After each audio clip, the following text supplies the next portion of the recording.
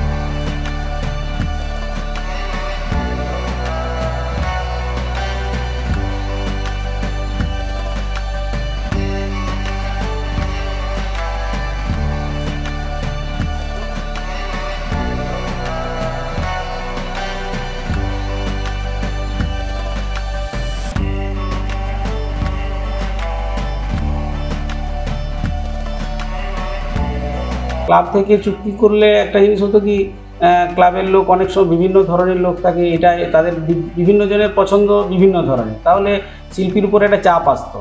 এই জায়গাতে আমরা আর্টিস্টের সঙ্গে কন্ট্যাক্ট, যেহেতু আর্টিস্টটা নিয়ে চলে যায়, আর্টিস্টটা বুঝে সুঝে যে তাদের কী ধরনের পছন্দ, তারা কী ধরনের অর্ডার দিচ্ছে, সেটা শিল্পীর সঙ্গে আমাদের সঙ্গে ডাইরেক্ট যোগাযোগ হলো, আমরা করে আর্টিস্টকে দিয়ে দিলাম। এবার আর্টিস্ট তার ক্লাবের সঙ্গে কীভাবে চুক্তি করেছে তাদের সঙ্গে সেই বুঝে নেবে।